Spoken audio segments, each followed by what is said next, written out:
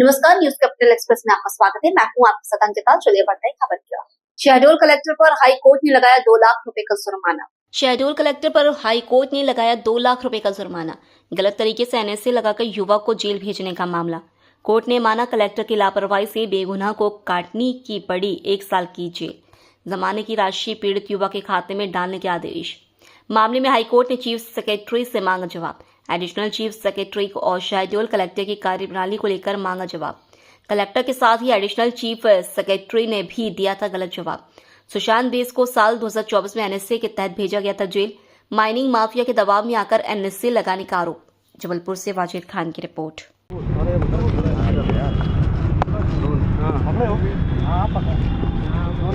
अरे राजा, किस तरह का मामला है और क्यों कॉस्ट लगानी पड़ी है? ये मामला एनएसए का है, जिसमें शहडोल जिले के व्यवहारी तहसील के हीरामढ़ी बैस ने मेरे माध्यम से याचिका लगाई थी, जिसमें उनके बेटे सुशांत बैस के विरुद्ध कलेक्टर शहडोल ने 9 सितंबर 2024 को एनएसए का आर्डर पास कर दिया था और उस बच्चे को 1 साल तक डिटेंशन में रहना पड़ा। यद्यपि सितंबर 25 में उसका 1 साल पूरा हो गया था, लेकिन मैंने कोर्ट के समक्ष ये निवेदन किया था कि इसको मेरिट पे ऑर्डर करें, क्योंकि उस पर कोई भी लीगल सब्सटेंस नहीं था और वो केवल और केवल वहाँ के जो रेत ठेकेदार हैं उनके प्रभाव में आके कलेक्टर महोदय नियम कानून की धज्जियाँ उड़ा के उन्होंने मनमाना ऑर्डर पारित कर दिया था।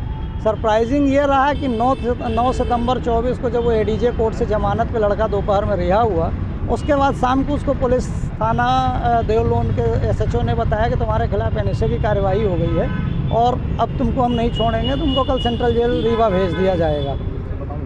कोर्ट ने 23 तारीख को सुनवाई के दौरान कलेक्टर और शहडोल एसपी दोनों को 24 तारीख को उपस्थित होने के लिए कहा था।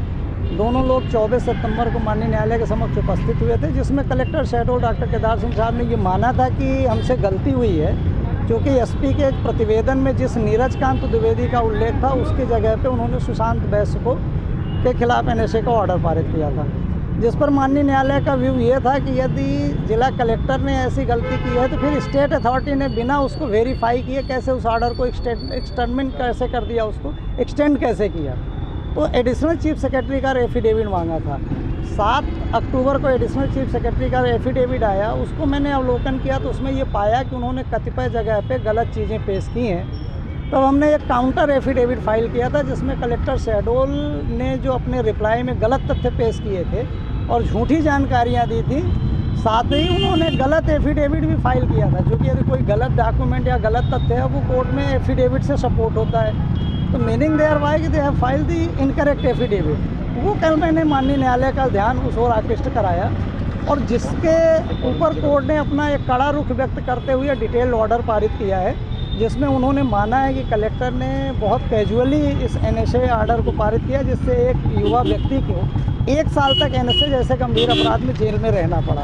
रिसेंट फरवरी 24 उस लड़के की शादी हुई थी, सितंबर में एनएसए की प्रोसीडिंग हुई, मार्च में उसको बेटी हुई, लेकिन वो सभी सपने नेचुरल लव एंड अफेक्शन से वंचित रहा किसी एक अधिकारी के मनमानी रवैये के कारण। फाइनली ऑनेबल कोर्ट ने पिटीशन अलाउ करके मूल एनएसए का ऑर्डर, बाद के एक्सटेंशन ऑर्डर सभी पेश कर दिए हैं। साथ ही कलेक्टर शहडोल के ऊपर 2 लाख रुपए का जुर्माना अधिरोपित किया है, जो 30 दिन में उस डिटेन्यू के खाते में जमा करना है और उनके खिलाफ माननीय उच्च न्यायालय के समक्ष गलत दस्तावेज पेश करने, झूठा हलफनामा देने के लिए कंटेम्प्ट की प्रक्रिया इनिशिएट की है, जिसकी सुनवाई 25 नवंबर को होनी है। इसके साथ ही माननीय न्यायालय ने चीफ सेक्रेटरी को भी ये निर्देश दिया है कि वो एडिशनल चीफ सेक्रेटरी और कलेक्टर दोनों के खिलाफ ये विभागीय जांच करें और ये देखें कि इतना गंभीर मामला इतनी लापरवाही और इतने हल्के तरीके से कैसे ट्रीट कर लिया गया। माननीय न्यायालय ने ये पाया है, माननीय न्यायालय ने अपने ऑर्डर में ये भी ऑब्जर्व किया है कि एक जजमेंट है जबलपुर का एडीएम वर्सेस शिवाकांत शुक्ला, जिसमें 1976 में इमरजेंसी के दौरान एनएसए की कार्यवाही की गई थी और उसको इलीगल डिटेंशन में रखा गया था। तो कोर्ट ने during course of argument court ने ये भी माना है कि ये तो शिवाकांत शुक्ला रिपीट हो रहा है। तो कंक्लूडिंग रिमार्क ये रहा है कि माननीय न्यायालय ने ये पाया कि उन्होंने गलत तरीके से इस ऑर्डर को किया। कोर्ट ने अपने ऑर्डर शीट में इस बात का उल्लेख किया है कि that order have been passed under the garb and impression of the sand contractor. तो basically the collector Shahdol is working like as agent of that company, not working like as a civil servant. This is the serious remark of the court. Brahmendra Pathak, advocate, उच्च न्यायालय जबलपुर। ब्रह्मेंद्र पाठक। जबलपुर के रांची थाना अंतर्गत बिलपुरा में रहने वाली अंजू सिंह ने पुलिस अधीक्षक कार्यालय पहुंचकर लिखित शिकायत दर्ज करते हुए जबलपुर के रांची थाना अंतर्गत बिलपुरा में रहने वाली अंजू सिंह ने पुलिस अधीक्षक कार्यालय पहुंचकर लिखित शिकायत दर्ज कराते हुए अपने पड़ोसियों के खिलाफ सख्त कार्रवाई किए जाने की मांग की है। पीड़िता ने जानकारी देते हुए बताया कि बीते दिनों बजे अपने घर में अकेली थी और उसका लड़का सो रहा था, तभी पड़ोसियों द्वारा बेवजह विवाद करते हुए मारपीट की गई और उल्टे ही थाने पहुंचकर उनके और उनके लड़के के खिलाफ प्रकरण दर्ज कर लिया। पड़ोसियों द्वारा पूर्व में भी विवाद की स्थितियां निर्मित की गई हैं और लगातार अब वे पीड़िता को मानसिक और शारीरिक रूप से प्रताड़ित कर रहे हैं। पीड़िता ने न्याय की गुहार लगाते हुए पुलिस अधीक्षक महोदय से मांग की है कि दोषी पड़ोसियों पर सख्त कार्रवाई करते हुए उन्हें राहत प्रदान की जाए। जबलपुर से वाजिद खान की रिपोर्ट। क्या परेशानी है, क्या समस्या है? मेरे पड़ोसी परेशान किए हैं। मैं अंजू सिंह बिलपुरा कॉलोनी में रहती हूँ। 20 तारीख को घटना है। हमको सुबह हमारे ऊपर माने गेरू फेंक के दरवाजे में पूछने गई कि मैं तुम क्यों फेंक रही हो, तो इसका पति अनुराग पटेल आके मेरे बाल पकड़ के हाथ जोड़ के मेरा हाथ ये देखो सूजा है पैर में। ये लोग करते हैं यार? ये ज़मीन के विषय में, ज़मीन बेच के चले जाए। मेरा बड़ा वाला बेटा कश्मीर में रहता है, आर्मी में है, और छोटा इंदौर में पढ़ता है। उसको झूठी रिपोर्ट लिखवाते हैं लोग। कौन से थाने का मामला है? ये रांची थाना है। थाने वालों ने क्या कोई कार्रवाई नहीं? काउंटर कर दिए हैं, इस काउंटर केस। हाँ, जिस वक्त ये घटना हुई थी 20 तारीख को घर में कौन था? सिर्फ मैं अकेली थी, तो मैं था सो रहा था। ये बेटा सो रहा था। पड़ोसी गए जगाने, जब ये घटना मार पीट के लोग भाग गए तब मेरा बेटा उठ के आया है। जब यहाँ पे आए तब भी गेट के पास हम लोग थाने चले गए। थाने में शिकायत की तो थाने वालों ने मेडिकल वगैरह कराया? हाँ, मेडिकल करवाया और काउंटर कर दिए हैं। आज कहाँ आए हो? आज मैं एसपी ऑफिस आई हूँ। क्या चाहते हो? मैं चाहती हूँ इसका निर्णय लें। ये ज़मीन की जब धमकी देते हैं रोज़ मेरे बेटे को, मेरे बच्चे को, मैं अकेली घर में रहती हूँ, हमको खतरा की घड़ी है। क्या नाम उनका? उनका अनुराग पटेल है, हेमा पटेल, शकुंतला खत्री, विजय खत्री। आपका शुभ नाम? मेरा अंजू सिंह है। बड़े बेटे का क्या नाम है? हिमांशु सिंह। क्या करते हैं? वो आर्मी में है, कश्मीर पुलवामा में। अमित बघेल पर हुई एफआईआर दर्ज। जबलपुर में आज जबलपुर संस्कार धानी में सिंधी समाज ने भारी व्यापक आक्रोश दिखाते हुए अमित बघेल पर हुई एफआईआर। जबलपुर में आज जबलपुर संस्कार धानी में सिंधी समाज ने भारी व्यापक आक्रोश दिखाते हुए हजारों की संख्या में एकत्रित होकर विगत दिवस रायपुर में अमित बघेल द्वारा झूलेलाल भगवान सिंधी समाज के इष्ट भगवान पर अभद्र टिप्पणी की थी, जिसके विरोध में आज समूचा सिंधी समाज सड़क पर उतरकर अमित बघेल की गिरफ्तारी को लेकर लामबंद हुआ एवं सिंधी धर्मशाला में एकत्रित होकर रैली के माध्यम से घंटाघर पहुंचे। शहर के विभिन्न मार्गों से होकर जहां पर जिला प्रशासन के माध्यम से मध्य प्रदेश के मुख्यमंत्री को ज्ञापन दिया। इस अवसर पर कैंट विधानसभा के विधायक अशोक रोहानी की उपस्थिति रही और सदर व्यापारी संघ के अध्यक्ष हरीश केसरवानी और मानव अधिकार एवं अपराध नियंत्रण संगठन के अध्यक्ष डॉक्टर अजय वाधवानी, एडवोकेट उमेश पारवानी, विनय रूहानी, एडवोकेट जय सचदेवा, डॉक्टर जय रूहानी, एडवोकेट रोशन मध्यानी, भगत राम बुधरानी, योगेश निचलानी, आनंद भैरानी, अशोक मेथवानी, शंकर बेलानी, राज खत्री, सुशील आडवाणी, सचिन नोतनानी, वरुण गिलानी, यश रत्नानी, हरीश सिरवानी, विनय आहूजा, अमित टेकवानी, दिनेश रानी, साजन रत्नानी और 3000 से अधिक की तादाद में सिंधी समाज के लोग एकत्रित रहे। जबलपुर से वाजिद खान की रिपोर्ट। आज हमारे समाज के द्वारा तकरीबन 2000 से अधिक जो हमारे सिंधी भाई हैं उन सब ने अमित बघेल का विरोध किया और प्रशासन से ये मांग की कि उनके खिलाफ एफआईआर भी दर्ज होनी चाहिए और देशद्रोह का मामला भी। हम समझते हैं कि आखिर ये गलती कहाँ से हुई। ये गलती एक्चुअली में हुई है छत्तीसगढ़ सरकार के द्वारा, छत्तीसगढ़ पुलिस प्रशासन के द्वारा और साथ ही साथ छत्तीसगढ़ सिंधी समाज के द्वारा। सिंधी समाज के द्वारा कोई भी ठोस कदम वहाँ से नहीं उठाया गया, जिसके कारण से आज एक अमित बघेल एक घटिया आदमी जिसने सिंधी समाज के गुरुओं को गाली दी, इष्टों को गाली दी, सिंधी समाज को गाली दी, लेकिन उसके ऊपर कोई कार्रवाई नहीं करा पाए। साथ ही साथ दूसरा दोषी वहाँ का प्रशासन है। मैं प्रशासन से बताना चाहता हूँ, आज आप सिंधी समाज का वाइट कर रहे हो, कल आपकी भी बारी आएगी। आपसे मेरा निवेदन है कि आप उस अमित बघेल के ऊपर ठोस कार्रवाई करें और देशद्रोह का मामला दर्ज करें। कहीं ऐसा ना हो कि किसी एक व्यक्ति, एक गंदे व्यक्ति जिसने कुछ साल पहले जैन मुनियों के बारे में खराब बोला था, आज सिंधी समाज के बारे में खराब बोला है। कल कोई कहीं ऐसा ना हो कि देश के दंगों में, देश को बांटने में, देश में समाजों को बांटने में पूरा हाथ अपनी सरकार का ना हो। इसलिए अमित बघेल के ऊपर ठोस कार्रवाई करें।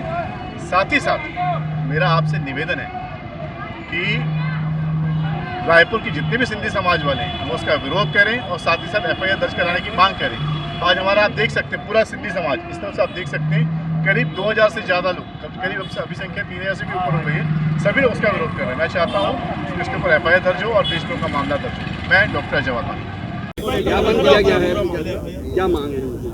ये रायपुर के कोई अमित बघेल जी हैं, उन्होंने सिंधी समाज के माननीय जनता टिप्पणी की है, उसके विरोध में इन्होंने ज्ञापन दिया हुआ है और FIR की मांग की है। हम शासन तक के पहुँचा दें के लिए आप शब्दों का उपयोग अभद्रता का की भाषा का प्रयोग किया गया, उसके विरोध में शालीनता के साथ हमारे सिंधी समाज के लोगों ने आक्रोश रैली के रूप में अपना विरोध दर्ज कराया है और उसके खिलाफ FIR दर्ज हो, ताकि ऐसा कोई दोबारा ऐसी कोई हरकत न करे। ऐसा कृत्य जो उसने समाज को बांटने का काम किया, जातियों को बांटने का काम किया सनातन धर्म के, ऐसे सिरफरे के लिए आज ये समाज एकत्रित हुआ है। पूरे देश में ऐसे आक्रोश रैली के माध्यम से विरोध प्रदर्शन हुआ। जबलपुर शहर में लगातार बढ़ रहे डॉग बाइट्स के मामलों को लेकर आज नागरिक उपभोक्ता मार्गदर्शक मंच ने नगर निगम आयुक्त और महापौर को एक ज्ञापन सौंपा। जबलपुर शहर में लगातार बढ़ रहे डॉग बाइट्स के मामलों को लेकर आज नागरिक उपभोक्ता मार्गदर्शक मंच ने नगर निगम आयुक्त और महापौर को एक ज्ञापन सौंपा।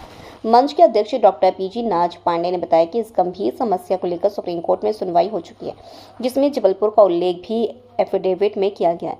मध्य प्रदेश में डॉग बाइट्स के मामलों में जबलपुर दूसरे स्थान पर है। ज्ञापन में मंच ने नगर निगम से मांग की है कि आवारा कुत्तों की बढ़ती संख्या और उनके हमलों को रोकने के लिए तत्काल प्रभावी कदम उठाए जाएं। डॉक्टर पांडे ने चेतावनी दी कि यदि प्रशासन ने शीघ्र कार्रवाई नहीं की तो मंच सहित अन्य सामाजिक संगठन सड़क पर उतरकर विरोध प्रदर्शन करेंगे और सुप्रीम कोर्ट में एक इंटरवेंशन याचिका भी दायर की जाएगी।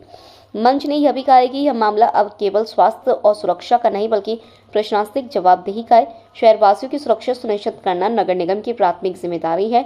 अगर जल्द से जल्द इस पर नगर निगम कार्रवाई नहीं करती है तो नागरिक उपभोक्ता मार्गदर्शक मंच सड़क पर उतरेगी और सुप्रीम कोर्ट की शरण में जाएगा। नागरिक उपभोक्ता मार्गदर्शक मंच जिस तरीके से हर समय बहुत सारे मामलों का मार्गदर्शन करता रहता है, उसी तरीके से आज एक बार फिर हम लोग बैठक हुई। उन्होंने इस बात के लिए चिंता व्यक्त की कि शहर में जो डॉग्स हैं, डॉग बाइट के केसेस बहुत लगातार बढ़ रहे हैं।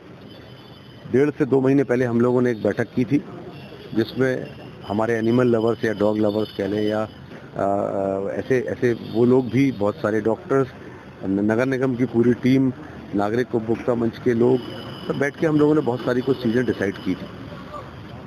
लगातार इस बात के लिए सुप्रीम कोर्ट भी चिंतित है और सरकार भी चिंतित है और लोग भी चिंतित हैं। हम लोगों के पास सिर्फ 2 अधिकार हैं। एक, जो डॉग्स हैं उनको स्टरलाइज करने का और जिस स्थान से उठाना है उसी स्थान पर वापस छोड़ना है। दूसरा, हम लोगों को उनको उसी स्थान पर जाकर वैक्सीनेट करना है। इसके अलावा नगर निगम के पास तीसरा कोई किसी प्रकार का अधिकार नहीं है। पर कुछ लोकल लेवल पे हम लोग नवाचार करके कुछ रास्ते निकाल सकें कानून के दायरे में रहते हुए, उसके लिए हम लोगों ने तय किया था, जिसमें आज 21 सदस्यीय एक कमेटी बनाई जा रही है, जिसमें हमारे वेटनरी के डॉक्टर्स भी होंगे, जिसमें हमारे डॉग लवर्स भी होंगे, नागरिक उपभोक्ता मंच के लोग भी होंगे, नगर निगम के लोग भी होंगे, अन्य विभाग के लोग भी होंगे, जो संबंधित लोग हैं, जो कुछ उसमें रास्ते निकाल सकें जिससे कि डॉग बाइट कम हो और ना ही डॉग्स प्रताड़ित हों और ना उनसे हमारे नागरिक प्रताड़ित हों। ये पूरे रास्ते निकालने के लिए एक 21 सदस्यीय समिति हम लोग बना रहे हैं। आगे चल के हर वार्ड की एक समिति भी बनाई जाएगी और स्टरलाइज करने वाला जो काम है, बधियाकरण का जो काम है, उसको कैसे बढ़ाया जाए वो काम भी हम लोग कोशिश करेंगे कि 1 महीने के अंदर वो काम हमारा कंस्ट्रक्शन का काम शुरू होकर एक व्यवस्थित काम कठौंदा में हो जाए। आज से सर्वे टीम अब जाना चालू करेगी और हमारे नगर निगम की टीम सर्वे करके 1 माह के अंदर हम लोग कंस्ट्रक्शन का काम वहाँ पर चालू करेंगे और बधियाकरण, स्टरलाइजेशन जिसको कहते हैं, हम लोग इसको बढ़ाने का काम करेंगे, जिससे जितना ज़्यादा तेज़ी से हम लोग स्टेलाइज कर सकेंगे उतने तेज़ी से इनकी संख्या कम होगी और ये घटनाएं कम होगी। और कैसे हमारे जो डॉग हैं लोगों को बाइट ना करें, उसके पीछे क्या कारण है, उसको स्टडी करके पूरी कमेटी के साथ बैठकर एक पहली बैठक हम लोग जल्द 3-4 दिन के अंदर करेंगे और उस बैठक में ये निर्णय लेंगे कि हम लोगों को किस तरीके से आगे बढ़ना है। देखिए क्या हो गया है कि 3 नवंबर को सुप्रीम कोर्ट में डॉग बाइट के बारे में सुनवाई हुई है। मुझे कल पता लगा रात को कि जबलपुर का उल्लेख भी उस एफिडेविट में किया गया है, लेकिन सच्चाई क्या है? सच्चाई ये है कि जबलपुर में डॉग बाइट की संख्या बहुत बढ़ गई है। पूरे मध्य प्रदेश में डॉग बाइट का मामला जो है जबलपुर में दूसरे नंबर पर है। जबलपुर में लगभग 50,000 से ज्यादा डॉग्स यहाँ पर है, लेकिन उसके बावजूद नगर निगम शांत बैठा है। तो इसीलिए आज हमने नगर निगम के महापौर जी को और नगर निगम के आयुक्त महोदय से रिक्वेस्ट की कि आप हमको ये दीजिए। हमारे सामने 2 रास्ते हैं, या तो नगर निगम तुरंत कार्रवाई करे, अन्यथा हम लोगों ने जन संगठनों ने तय कर डाला है कि इसको लेकर हम सड़क पर उतरेंगे। दूसरी बात हम लोग क्या करेंगे कि एक इंटरवेंशन याचिका सुप्रीम कोर्ट में दायर करके जबलपुर की सच्चाई जो उन्होंने छुपा के रखी है वो हम लोग सुप्रीम कोर्ट के सामने रखेंगे। इसके सामने दूसरा कोई रास्ता नहीं। नगर निगम को जनता को बचाना पड़ेगा, उनका अधिकार है, और नहीं करेंगे तो उनको हम दंडित करेंगे।